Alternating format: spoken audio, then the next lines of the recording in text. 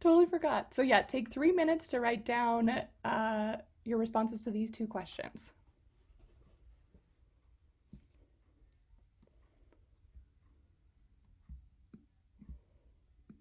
Oh, now that everybody's back, you can put in the chat or unmute yourselves and share. We're going to spend 5 minutes just debriefing again because I want to tailor some of the fears and questions to what material we're going to cover today. If you're like, no one brings up resumes, then I'll spend very little time on that kind of thing. But yeah, so what was it like to be in a breakout group, to write it down, to talk about this stuff? Fill me in, or some things that came up.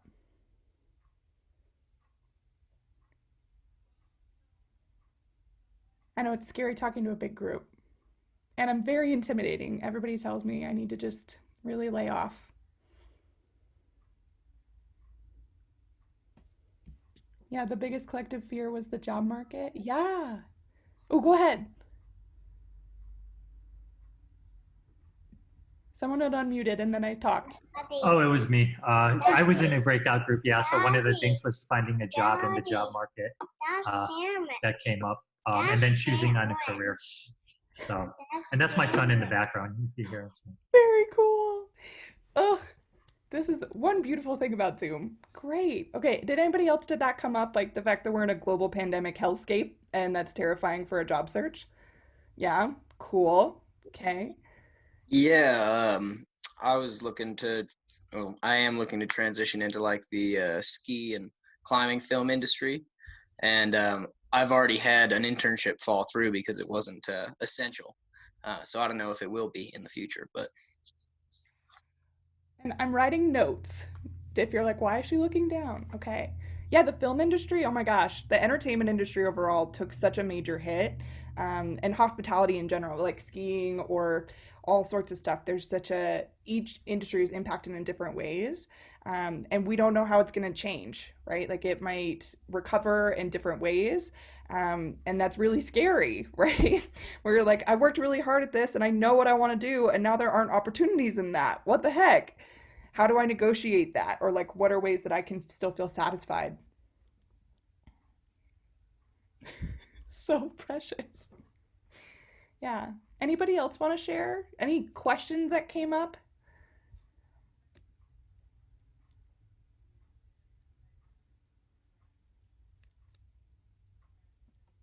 Yeah, the job search.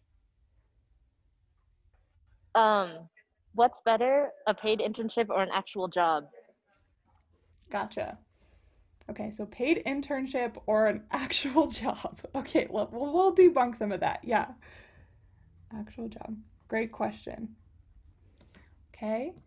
And was there anything related to, and it's okay if not, I honestly just wanted some like bonding time for y'all to be like, oh, it's normal, okay, and like to actually talk about these things. I don't know about you all, but sometimes when I talk to liberal arts students, it's almost like fear of the future is this gnawing thing in the back of your head that we don't actually talk about in productive ways of like, okay, so what am I going to do about that? So that's what my job is, to help coach some of those questions and to normalize that no one has this figured out. um, Even if you do have a job lined up, like I still talk to students who are like, but what if I hate it, or but what if my mom hates it and like doesn't approve of what I'm doing? Yeah, how do you apply? Yeah, absolutely. Okay, so internships versus jobs, I'm hearing some of those questions come up. Okay, so these are some great starting foundations. I'm gonna make sure to address those, and then maybe as we go through each section, if new stuff comes up, feel free to just put it in the chat box or unmute yourself. Again, I'm very engaging and it's very hard to throw me off. So, I mean, as you can tell, it's pretty hard to overwhelm me. But even before COVID, I just want to acknowledge finding a job or an internship or even getting into grad school, even before COVID, it was a game and the game is rigged. I don't know if you know that, right? Like some jobs require 10 years experience to get an entry level position. What? And there's a lot of identity based bias in a job search, and there's lots of different tricks and things when it comes to application materials or interviews. And so I'll be talking about some of those rules of the game so that you can make informed choices about how you want to show up with those rules based on your priorities, and all those choices are valid. Okay, so we're going to talk about, again, how to save your humanity through a job search. What are some things you might expect looking for a job during COVID? It sounds like those are some of the big questions. But again, we are going to focus on resumes and interviews today just for the content piece. But again, happy to share other materials afterwards because these are valid questions and I want to address them. Okay, so before I forget, I want to address specifically approaching internship opposed to job. I'll talk about that in the resume section. And then paid internship versus actual job, it depends. So briefly, for paid internship, I think the biggest thing is when you're starting your job search, I don't know if you all found, I'm going to share my screen again. I don't know if you all found the resources that you watched ahead of time helpful that went over like 8 tips for your job search and the resume and cover letter do's and don'ts. I was hoping that would be a good start to give that overview so we could spend more time on your actual questions. But yeah, so the biggest thing that I talk to seniors about when they're about to start a job search is getting really clear on your priorities. So that means, okay, some folks have more fiscal flexibility than others. So for example, they're like, my parents are going to pay my rent through the summer while I job search, so it's fine. Whereas others are like, I need a job tomorrow or I'm going to get kicked out, right? So every person has different priorities. So when it comes to paid internship versus an actual job, if I just had those 2 offers in front of me, it depends on what your priorities are. So maybe an actual internship or a paid internship, maybe it's at that media company that you've been dying to work for since you were like 7. Why wouldn't you take that opportunity? Right? But if you're like, actually, stability is more important to me and I want to know for sure that I can stay at a company for 2 years, maybe having the paid job would be more beneficial. And it's more likely to have benefits associated with an actual job, with a full-time job versus an internship. So there's a lot of different things to consider, but it depends on, again, your priorities. Like some of you might need healthcare coverage or loans, or maybe the salary difference is important, and it also depends on what organization. So for example, if I got an actual full-time job at Starbucks, that would pay my bills, but is that working toward my career goals, right? So something I'm telling every student is to be really flexible during COVID, where you're gonna have to take that much more initiative when it comes to networking, which you all are probably familiar with because you're journalism nerds. Like networking is the core to getting a position. You're 16 times more likely to get an interview if you have a personal connection at the organization. What? So again, folks who have social capital get a leg up. So that's where we come in to help build in like how to do that, how to build that network if it doesn't already exist for you. Okay, so hopefully that helps answer the question of paid internship or job. And some of you might be like, well, I don't know. Great, bring it in, and then we can talk about some of the pros and cons. But you are absolutely equipped to make that decision. And I'm not here to judge like if someone chooses that paid internship over the full-time job. It just depends on what they want. Yeah. Okay. So, with all that in mind, you all watched the 8 tips for your job search, resume and cover letter do's and don'ts.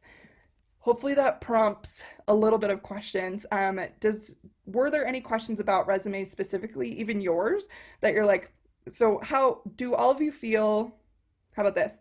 How many of you feel like, yes, today, if I had to apply for something, I would feel confident submitting my resume for it? Raise your hand or use the raise your hand function under participants. Like a little bit? Yeah? Blueberry pies. If folks aren't feeling confident, then we've got to work on resumes. Oh my gosh. Okay, cool. We're going to do this. All right. So whether it's an internship or a full-time job, we got to make sure your story feels like it's magnificent on a resume, on a cover letter, in an interview. Cool? All right. So we're going to do some exercises to make you feel like a boss when it comes to applying to jobs. Okay. So some of you might be applying for positions and wondering, well, I have this identity, but it's not protected, or I'm worried about how bias is going to show up in the job search for me. So these are just some explicit examples I wanted to share first because sometimes they get hidden or students are like, I don't want to talk about it, or I didn't know that was a question. Okay, so there are employers out there, they exist, who are less likely to hire you if you have a name that's hard to pronounce, or if you identify as queer or a person of color. That's really messed up, right? But you get to decide, okay, am I going to show up as my full self in my resume? Or am I going to protect myself from this bias? both options are valid. So that's why I always make sure to share this slide so that if you're like, well, I don't know, like maybe I have gender neutral pronouns, or maybe I have, again, maybe I work at a Christian church where I have so much leadership experience. You shouldn't have to not include that experience and those skills you gained because you're afraid of bias. So these are some different ways that you can showcase the same information just as a starting point so that you're like, oh, I didn't know I could do that. Boo, you can do that. Like you can make things as neutral as you want it to be or as honest as you want it to be. And there's no right or wrong answer. Okay, so we're gonna, other than these examples, so again, you can decide if you want to put your pronouns at the top or not, but we're gonna walk through some of the other nuts and bolts of resumes as well. I just wanted to share this slide first. Are there any questions related to identities and resumes before I dive into the other content? Let me see the chat. Nope, we're golden? Okay, cool. All right, if anything else comes up, keep me posted.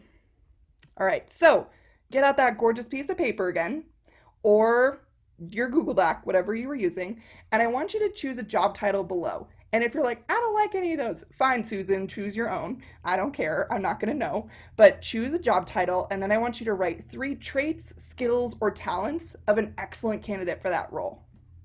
So when you imagine a diplomat, what are 3 traits, skills, or talents that you're like, oh my gosh, I have to know them.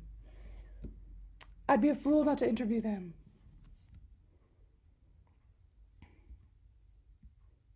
Okay, then once you have those written down, please put it in the Zoom chat. Love it. Because you have to be an influencer, obviously. So some of those technical skills, but also the softer skills of like, I'm creative, right?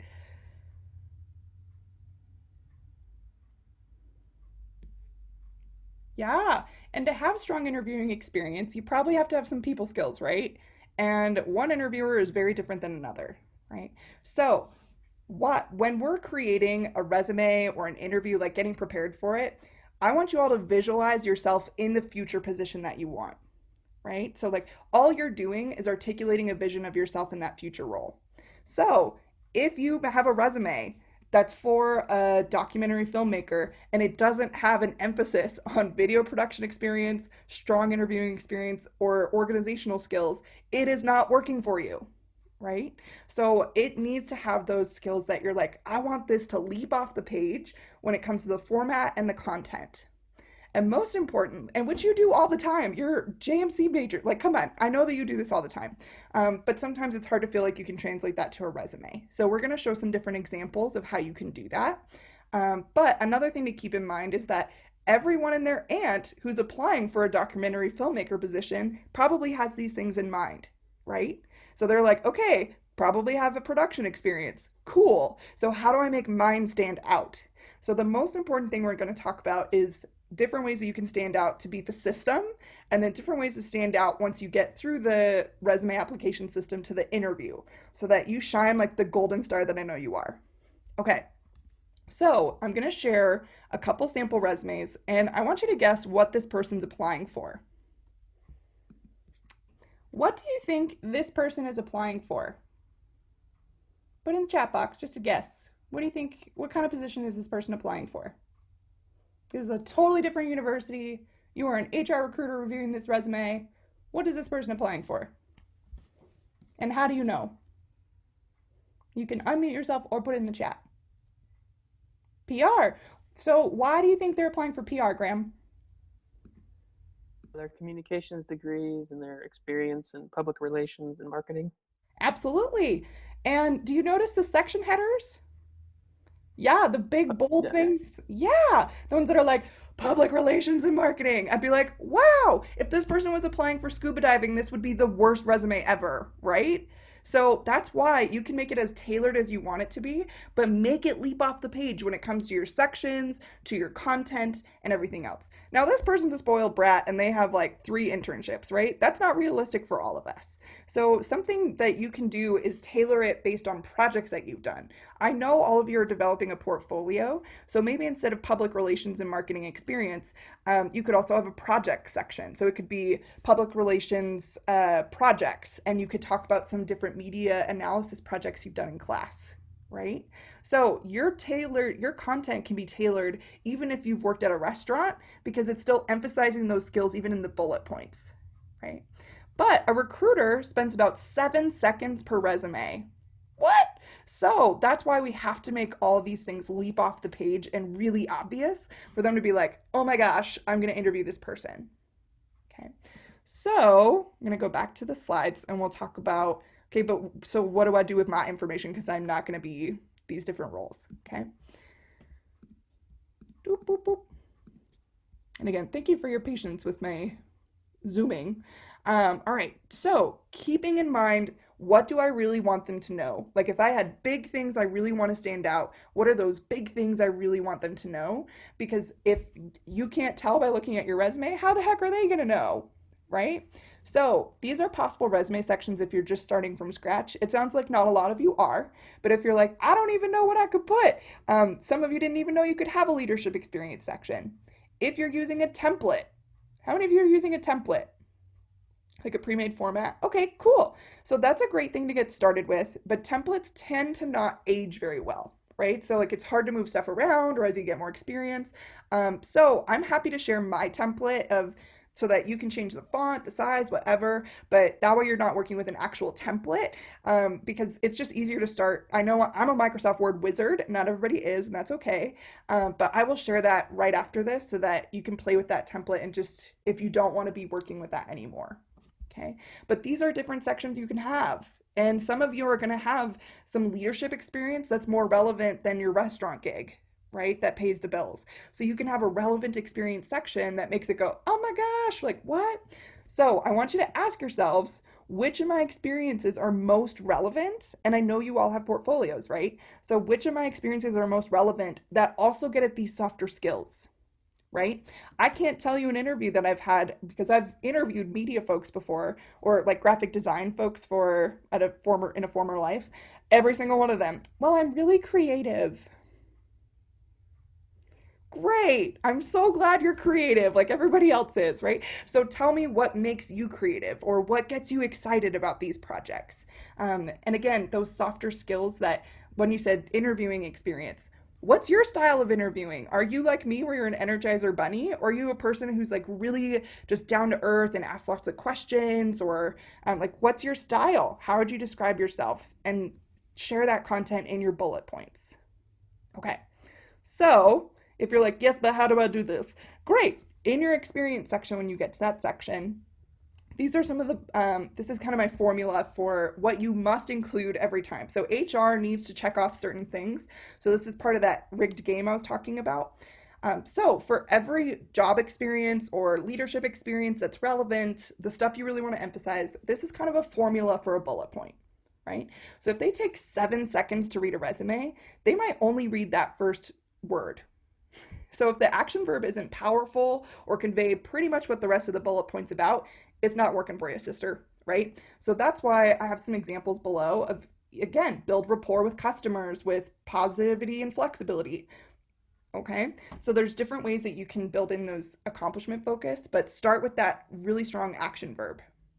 And then again, so what did you do? So if I just said an action verb and an accomplishment, let's say I increased sales.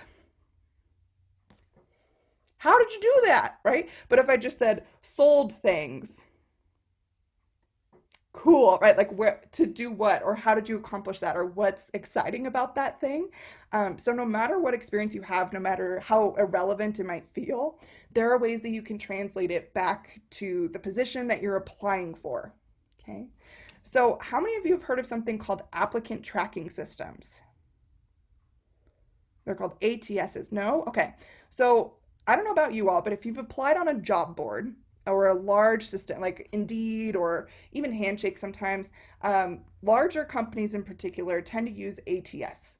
And that means that when you submit it online, you're like, boop, boop, boop, like submit resume, yay, please hire me.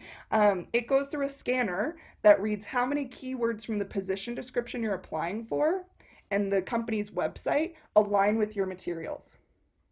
So if you don't use the exact keywords from the resume on your resume from the position description, you're doing yourself a disservice. what I think is important is creating, like I said, one master resume and then one tailored resumes for what you're applying for. And hopefully when you've got that really solid draft for documentary filmmaking, if you're like, yeah, I want this, great. You can barely tweak those keywords in like 10 minutes. So for example, if this says build rapport with customers, maybe it's build relationships with customers because relationships was on the position description. And it's so gross, but that's an important rule of the game that's good to know. Okay, so make sure that you really read the position description you're applying for so you can tailor those keywords. Okay, any questions about that? Nah? Okay, cool. Let's do some practicing because y'all are writers. All right, so some of you are not feeling confident about sending out your resume, which is fine. So I want you to choose an experience you've had in the past 5 years. It could be a class project, it could be whatever you want it to be, but an experience you've had in the past 5 years. And I want you to write a bullet point statement. So that action verb plus what you did plus the results. I want you to write a bullet point statement highlighting an accomplishment from that experience that would make you stand out for this job. And this is a real job on Handshake. Okay, so you're going to make a fake bullet point that's going to make you the most qualified to work on multiple teams throughout the organization, developing new ways to engage clients. Okay, so choose that experience, then write a bullet point, and then we're going to share. Yeah, ensure advertising goals were met. Okay, well, how about I do a brief translation, but again, I want you to think through, right? What if I have to be flexible into the type of positions that I'm applying for? Because I might need to translate it to something different, right? That's why we're practicing this of like, ooh, like I might not be applying exactly for what I'm hoping for. What are things that I can do to adapt this material? Okay. I also want you to pay attention internally when you're applying for something you actually don't want to apply for, because you'll know it, right? So knowing that, and again, there's a lot of privilege in being able to apply for things that we only want to do versus what we have to do. So it's okay, you're not betraying anyone and you're doing what you need to do, but just know that, like, trust those inner instincts when you're like, oh, like I would rather not create this. Like I feel like I'm pulling my skin off, like just trying to fake this. Great, that's gonna come through in your interview. We lost your audio. Oh no. So basically, I'm going to share the screen one more time, and we're going to make this super relevant for this position and play the applicant tracking system game. Okay, so let's say you have this gorgeous bullet point. Now, so we say, worked in a fast-paced environment, quickly closing out deals with a variety of new and returning customers. Okay, we have the word new. We could change customers to clients, right? So again, it's so gross, but it's those little details that make all the difference when you're playing the game. Right? So just know that there's little tweaks you can do, but this is fantastic, right? Fast-paced environment, love that focus on there. But yeah, find little ways that you can tweak those words to get that many more keywords from the position description on there. But yeah, so you can translate any experience to apply for anything. Okay? So, coordinated with other members to ensure their advertising goals were met. What is a suggestion someone would have? Like, what's another way we can get some keywords in there?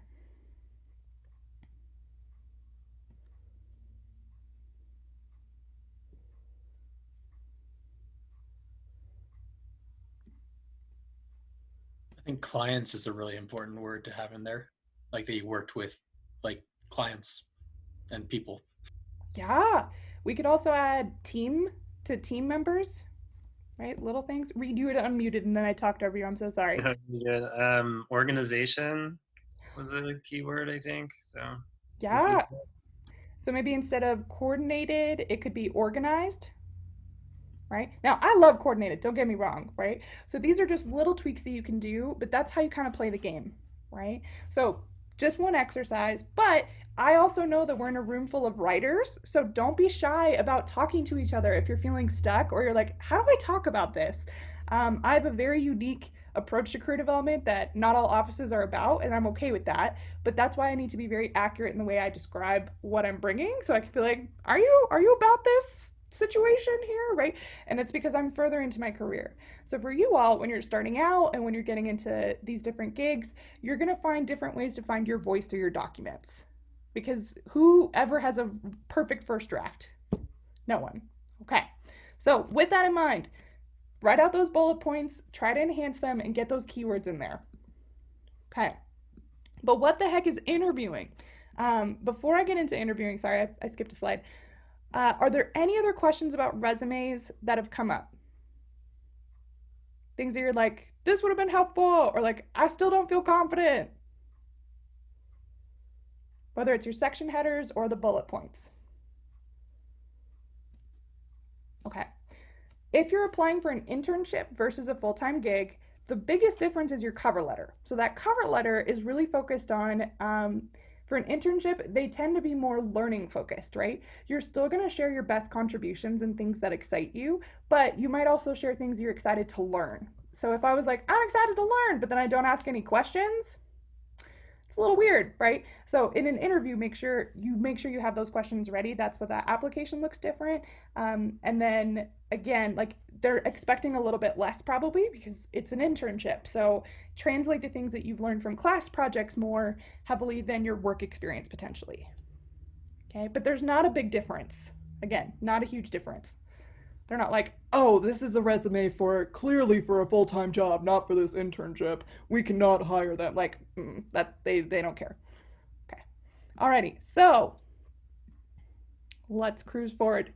Interviewing. So we've talked about storytelling in the form of resumes, a little bit about cover letters, but the purpose of an interview and a cover letter, actually, I think of it as a love letter between myself, the position, and the organization, right?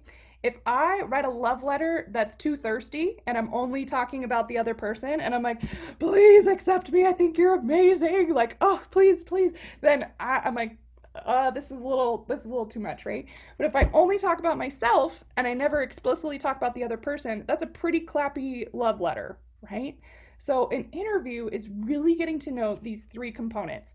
I know that I'm ready for an interview if I have taken some notes on these components and if I've practiced talking and articulating them. Okay, now this looks like a long list, but it's important to have just some quick things down. Luckily, once you practice doing interviewing more and not interviewing other people because you've done that before, but interviewing when you get interviewed, the more you practice telling your story, the more the less work you have to do on that first part, right? It's just kind of updating those stories and getting comfortable talking about yourself. Okay, who here feels a little bit uncomfortable talking about themselves or gets nervous when they think about interviews? Yeah, thank you for being honest, Stuart. Yeah. Okay, cool. That's normal, right? I think it's also important to reflect on, again, what you want to bring, what like sparks your joy and what you're hoping to get out of it. But yeah, so like I said, an interview is a love letter between these three components, and it's for you to determine if they're a fit for you, right? So doing that internal check of like, does this feel right? Or is this not a good fit for me? Is this organization like really shady, or how are they presenting the news about George Floyd, for example? Or how are they practicing anti-racism in their different HR practices? What does that look like? And for some of you, that might be more of a priority than others, and that's okay. So thinking about what do I need from an organization and a position, and does this align? Just as much as they're seeing if you've got what it takes. So we're going to talk about these components. Feel free to screenshot this page, but it is helpful when I'm getting ready for an interview, I literally pull this up and be like, did I check this off or this off? The Career Center has a great resource for, like I said, resume guide and an interviewing guide that we'll go over. But I first want to show you this resource called Big Interview. How many of you have heard of Big Interview before? No? Okay. Beautiful. So I'm going to briefly review it, but I think you all know the importance based on your major of practicing, right? So I can talk all day about, I think I'm ready for an interview, but if I haven't actually played the game, then it's hard to know, right? So during COVID, virtual interviews are way more common. So it's important to know some of the games that go into virtual interviews. For example, one of the things that's really common is to have a recorded interview, or again, a virtual interview. So they're actually using some applicant tracking systems with interviews as well. So there's some, mostly tech companies, but there's larger companies that are actually scanning recorded interviews for like, what's the lighting? Do I like this person? Did they use these keywords? It's that scary. Like AI is happening. So it's important for you to actually practice being in a virtual environment for a mock interview. So that's why I always talk about Big Interview, which is a free platform. So if you took nothing else away today from our conversation, but go to career.colosstate.edu or just Google CSU Career Center, you're golden. Okay, you're gonna be just fine. So let me share my screen though, so that you see how to mess with Big Interview. Okay, so for Big Interview, you go to the CSU Career Center. So like I said, Google CSU Career Center, and then because it's so fun and slow, we'll go to Big Interview right here. Easiest way to find it. Oh, look at that. Big Interview. What? And then this is, I call her Janet. Janet wears this power suit, and she's a recorded person to help you practice interviews. Okay, so this is a video that kind of goes over what Big Interview is about. This is our interview guide, which we'll review next, but I want to show you this platform.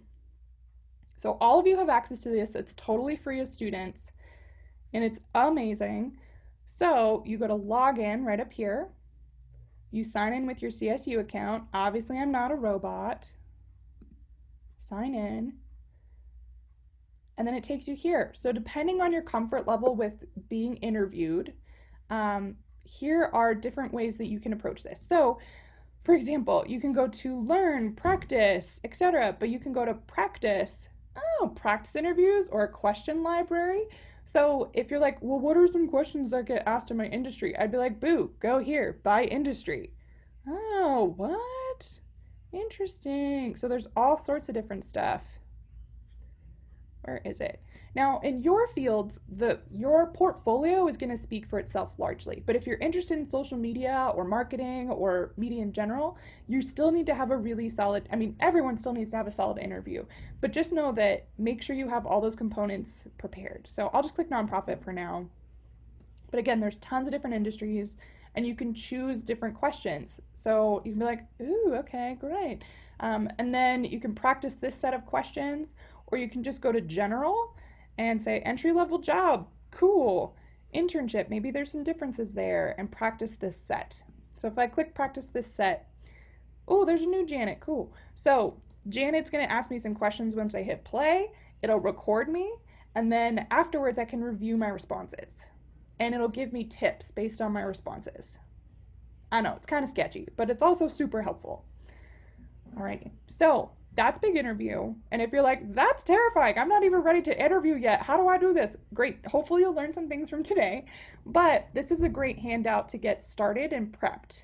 So again, how to answer interview questions, ways that you can get some content ready, and then some other ways that you can respond, how to prepare questions, etc. Okay, so all this stuff I'm going to email afterwards, but are y'all feeling good about how to navigate Big Interview? Okay, cool. Most students who have used it are like, why didn't I hear about this sooner? I'm like, oh, I should bring it up more in conversation. So sorry, let me do that. All right. So let's go back to this cool part where we actually practice these things. Great. So keep these things in mind. Not everybody can afford to have an awesome suit. So wear what makes you feel like a boss internally, right? If you don't feel solid internally, that's going to show no matter what. I don't care if you're wearing Gucci, right? So it's important to make sure that you feel solid about these pieces. I'm going to review tell me about yourself, strengths and weaknesses, and then some behavioral interview questions, because this is what often comes up. Why do you think we talk about tell me about yourself? Why is this the most important thing for you to prepare before your next interview? And I'll tell you if you're wrong. I think it shapes who you are without any kind of prompting. So if you're gonna come out the gate with, something completely irrelevant, then they know that you're either not serious about this or that you're in the wrong place and something, so on and so forth. Yeah, absolutely. And you may never be asked directly, tell me about yourself, right? I think interviewers are getting a lot better because they're not asking this. I think it's a terrible question, but it's good for you to have a prepared response, because how long do you think it takes an interviewer to decide if they want to hire you? Just a guess. They probably know pretty much immediately. Yeah. They know within, I think, oh shoot, now I forget the exact number. I think it's within 4 minutes. They know if they're going to hire you or not. What? Or at least if they're going to take you to the next round.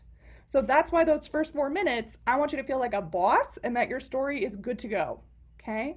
So that's why having these components really clearly thought through is super powerful. The number one thing I hear from employers is, well, they weren't prepared, right? So that's why I showed you this slide of if you don't know yourself, the position, and the organization, you're not going to be ready for the interview.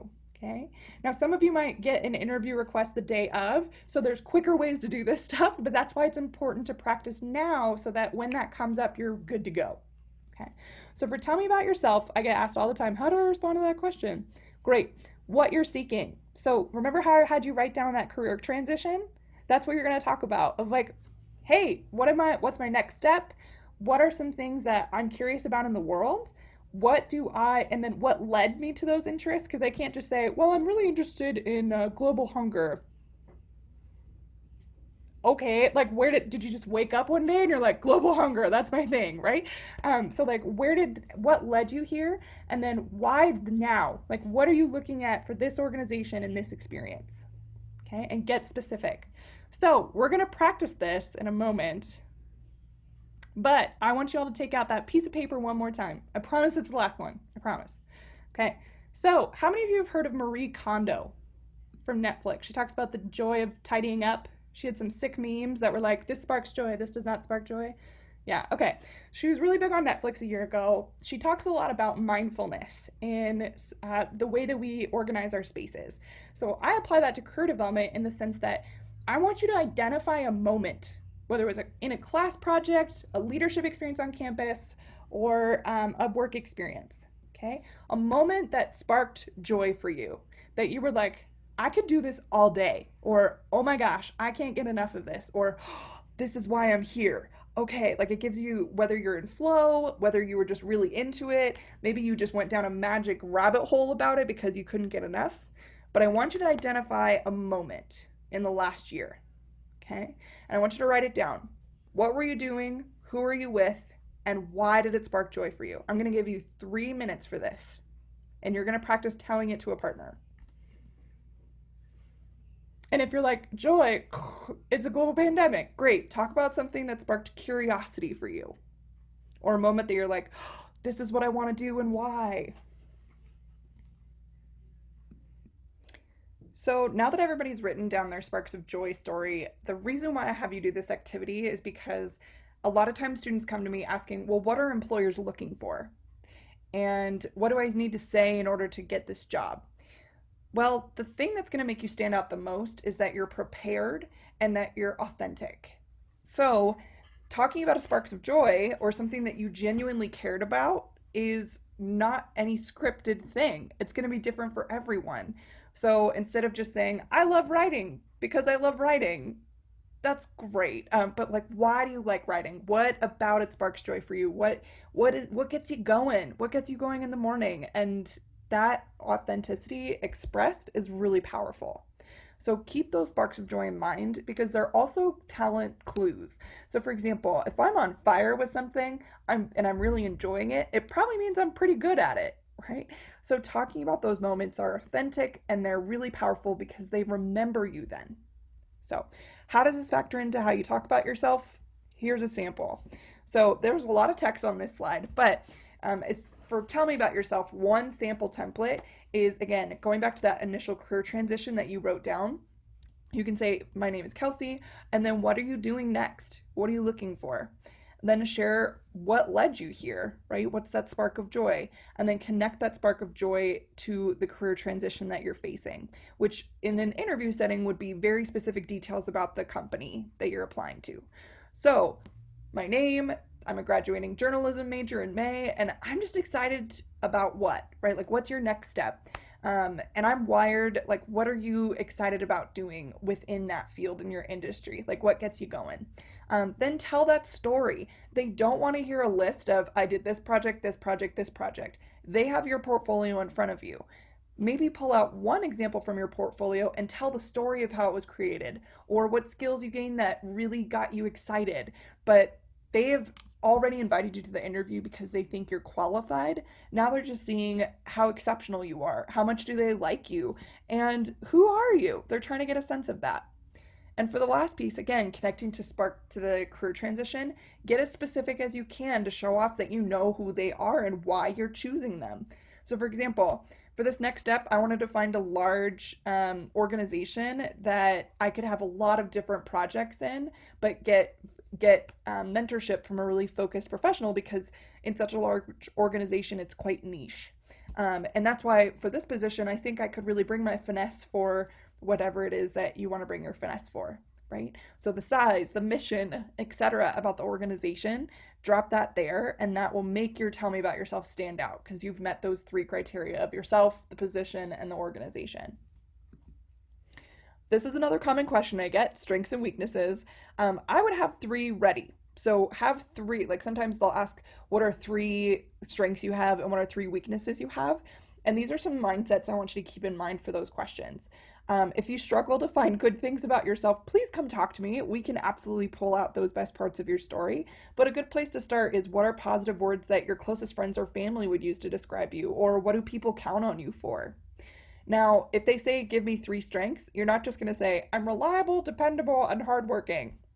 Everyone can say that, right? What they need to hear is, what is your unique spin on that? So maybe those are your 3 talents and you want to talk about them. Again, going back to your vision of yourself in this role, make sure some of your strengths are relevant to the position, but no matter what talent it is, you could make it relevant. So for example, reliable. I'm not just going to say, I'm reliable. Cool. I would say I'm reliable. And that's really important in journalism because there are tight deadlines and a whole team is counting on me. I recognize the impact of me not getting something done will have on a team, and I take it really seriously, which showed up a lot in my experience on campus working at the newspaper, at the Collegian. What? Right? So back it up with evidence. Don't just tell me, show me, and be brief, give a couple sentences, etc. For weaknesses, have 3 things in mind of, what do you need in order to be successful? How can I as a supervisor get the best out of you? No one's perfect and we all need different supports. So instead of thinking this person's just looking for a gotcha, it is a pretty crappy question. It's not very helpful. So ask yourself the question you'd rather answer, which is, how can a supervisor foster those conditions for your success? And what are you going to do to foster your own success? So for example, I'm a person who's pressure prompted. I really need a deadline in order to get something done, and I'll probably do it the day of. So as long as I tell my supervisor, hey, I'm a person who gets a rush by doing things at the last minute because that's when I get my best ideas. But if that makes you uncomfortable, please set an earlier deadline for me and I will communicate with you about where I'm at in the project. Great. You still get the job done, but it works with your style. Okay. So always apply that growth mindset, not, well, I'm lazy and I don't like doing work. Focus on, well, what would motivate you and what triggers some of that moments when you're like, I'm just not feeling motivated. What triggers that, and what are some things that you can do to support yourself? Okay, behavioral interview questions. You've probably heard of the STAR model, but I'm just going to briefly walk through it. Anytime in an interview someone asks you, like, tell me about a time when, give me an example of, they're asking, that's a behavioral question, interview question, where they're asking you about your experience in this like thing. They want an example. Because sometimes it predicts future behavior. So a way to make sure you're prepared for those questions is the STAR model. So when I'm preparing for an interview, in one column, I'll write out, ooh, these are some things that might come up that I want to be prepared for. And I also use Big Interview to prep. But here's some things like taking initiative, solving problems, tight deadlines. Like, okay, I might think they might ask me to come up with an example of that. So then I have that in the column, and then in the middle columns, I'll lay out the STAR model so I have a story ready. Not just the one that comes to the top of my mind when I'm panicked, but I have something in mind that I can get at the best parts of. So give me an example of when you took initiative. Situation task, that's part of the STAR. It's again, the STAR model is a framework for telling the story to respond to this question. So situation tasks is, where were you? What were you doing? Give me the context very briefly, right? So I was in this class. I was in my senior capstone class, and I was working on a group project for this documentary film that we needed to create. But what was the challenge that came up, right? So what action did you take? How did you address it? Like, what was something unique that you did? You're like, so anytime I'm starting a new project, I like to, like, what's your process, right? Or something I quickly realized that would be a problem was blank. And then what did you do about it? And this is the action that we took in response to that. Okay. Now for the results / relevance, that's the last portion of the story, right? And this is often what's missed by students is they just say, this is what I did. Great, but what resulted? So you're like, as a result, this is what I learned if it totally went awry, or this is what I gained and like what I got to demonstrate, which was really exciting. Then the relevance part kicks in where you can say, and in this position I'm applying for now, this is how it would be relevant. So situation task, we've got this senior capstone project where we had to do a documentary film. The action was that I realized we were going to be short on time and we didn't have the expertise that we needed to complete the project. So I took it upon myself to actually do a lot of research, go to my professor's office hours, and get the team together to delegate tasks. And we were able to pull it off. So as a result, I realized that I have the versatility to tackle any challenge that comes my way. I'm not afraid to ask questions and take on new projects. And as the editor for this newspaper, I think that's really important because you need someone who's not going to crack under pressure. So that's why I'm excited for this experience, because I like a challenge and things to be different every day, right? So situation, task, action, result. That's a great way to prepare for your next interview. Always have a list of questions ready for the employer. I like to have 5 ready. If you say that you're curious and then you don't have questions, not cool. Here's some examples, but really reflect on what are your values? Who are you interviewing with? Your supervisor isn't going to maybe know about all the benefits of the entire organization, but if you're interviewing with an HR recruiter, you're not going to ask them, well, what are you like as a supervisor, right? So pay attention to who's in the room and tailor your questions accordingly and based on what you want to learn about. It's a great way to show off that you know more about them and that you're curious and want to get more invested. Thank yous, no matter what, always send a thank you. It's a great opportunity to demonstrate your gratitude for their time because doing a job search is a lot of work on both sides. And you get to address something maybe you forgot in the interview, but be very specific of like, I really appreciated when you mentioned this thing because it aligns with what in my interests, right? And thank them for their time. Send it to every single person you interacted with throughout the interview, unless they explicitly say otherwise, which is rare. Salary negotiation. So I'm not going to spend too much time on this. I do encourage you to look at the slides that your professor sent. There's a million of these, and I will flick through them so you can pause on each one if you want to take down some notes. We didn't have time for this today, but salary negotiation, we have a handout that's actually really helpful to practice this. But if you, no matter what, if you got a call today after you did an interview and they're like, I want to offer you a job, thank them and ask them for time to consider the offer and have a specific time frame in mind. Okay, so just if you got that phone call today, this is how you approach it. So these are the 4 steps for salary negotiation. Know that this is what employers are thinking. And if you feel queasy about negotiation, remember that there's no outcome that you're guaranteed, but you always deserve a conversation. Okay, it's expected, it's professional, and it's totally fine. They want you to accept. So the reason it's really important is because look at how much of a difference it makes when you don't negotiate, right? How common is it? Women, interesting, right? And people of color in particular, there's such a massive wage gap for women in the workforce and particularly women of color in the workforce. So knowing how to negotiate and realizing that it's absolutely okay and being prepared for it is essential. I tell students to negotiate every single offer they get. And we'll go through some strategies for that, but this is something really important and a skill that no one teaches you, so you need to practice. So again, huge difference. So the most important factors for negotiating to pay attention to are these 4 factors. And salary isn't the only thing that you can negotiate. Okay, so one thing you won't see on this list is how much they like you. That is not a factor when they're deciding their salary. Bias definitely is a factor, so I don't want to dismiss that, but that's why it's important for you to be informed about the strategy and how you can approach negotiation because it's super important. Okay, so the first step is to create a target salary range. There's a lot of steps for this, but there's so many resources on the Career Center's website that I encourage you to check out, but create a budget estimate, okay?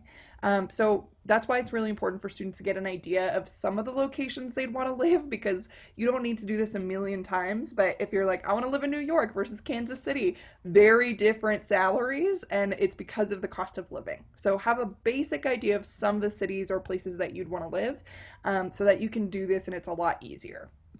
Okay, this is a basic budget. Feel free to screenshot this, but making a basic budget once you do your research. For finding mortgage or rent, again, using the salary websites are really helpful. I tend to just look at Craigslist in that area. Do it and see just what's the average rent. Some of you might want a roommate or not, so that's a factor, right? But do some homework and start building out just to get a basic idea of what you'll need in order to pay your bills. And again, student loans, right? So just pay attention to the details that are important to you and make a budget that makes sense so you can make a salary target. Also pay attention to benefits. This is, again, one of the pros of having a paid internship versus, or having a full-time gig versus a paid internship, which often doesn't have these. But benefits are super important, and that's often the difference when folks are like, why didn't you make as much in salary? Boo, I've got great benefits. It's okay, right? So these are things that most folks are going to have. If you have questions about it, I encourage you actually to check out the Canvas on campus, the Campus Credit Union. They have free educational resources for students about how to manage benefits and interpret them. So definitely look into it. Also, these are negotiable. So let's say that they can't give a bigger salary because it's COVID, right? There's going to be different implications for salary negotiation. These are all things that you can ask about. What? I didn't even know that, right? So just know that these are pieces that you can negotiate and pay attention to them because they're important. If you get salary questions early on, even with a form, like when you're submitting online and they're like, what's your salary range? Feel free to put NA, 0, or a number, but it's really better to just discuss it when you have a better picture of the position of the compensation package. Handling offers. So you get the call, they're like, yay! Just say thank you, ask for time to review it, and have a time frame in mind of when you'd like to make the decision. Ultimately, they're going to decide that because they're the ones hiring you. But if they're like, we need it within an hour, that's a lot of pressure. So just, again, have in mind what you need and make sure that you review the entire offer before you commit to anything. Review the entire compensation package, create a list of questions, get ready. And again, screenshot these slides because I'm not going to spend much time on them. Then counter the offer. And all of these are reviewed somewhat in the salary negotiation handout. So please look at that as you're getting ready. But no matter what, you can't just be like, I like you and you like me, pay me more. You need reasoning. Like, what is a skill that you're bringing, or what's something knowing, like what value are you bringing that would provide rationale for increasing this salary? And it could be, again, from your market research, from a skill that you would bring, or something else. Okay. A few examples. So again, the most important thing is to practice, practice, practice. Be ready to say it because it can be really nerve-wracking. But once you've practiced saying it out loud, it's really helpful so that you feel prepared knowing what to say. Okay. So practice these. Here's some sample scripts. Practice, practice, and some final thoughts. Okay. Again, it's not about you. It's about trying to get the best fit for both parties involved, and maybe limit your counteroffers to 1 or 2. If they don't meet what you need, then they're not a good fit for you. Move on, but you don't want to leave a bad impression. And then again, if it's finalized, get it in writing. I can't tell you how many students were like, but she said over the phone. I'm like, great, have her write it. And it should be made formally in writing to confirm everything. And if they miss something, then make sure you get it corrected before you sign the dotted line. Okay. Lastly, some ways to get in touch with me. We covered so much material today, so I just want you to feel prepared for the future. There's many ways to get in touch with me. I have so many appointment slots that are going unfilled for some reason. I have individual appointments with students. You can email me right there at kelsey.schultz@colostate.edu. You can also just go to our website and book an appointment there with me. Or if you like group workshops and having fun, these are actually a really great series. We had about 30 students come to our last session with storytelling on resumes, CVs. Come check us out. If you're like, I don't know where to start with my job search, great. Come to the job and internship search webinar. They're very fun. They follow a pretty similar structure of introductions, then 10 minutes of, or about 20 minutes of directly answering questions in the registration form, and then some working sessions and focusing on your needs and who's there. So each one has a theme that's optional. It's a good time, but I'd love to see you there. They're Wednesdays from 3:30 to 4:30 MST. Okay, so just register online. And I hope to see you at the virtual career fair on September 23rd. There's tons of information about it on our website at career.colostate.edu. So go change the world, keep me posted, and you've got this.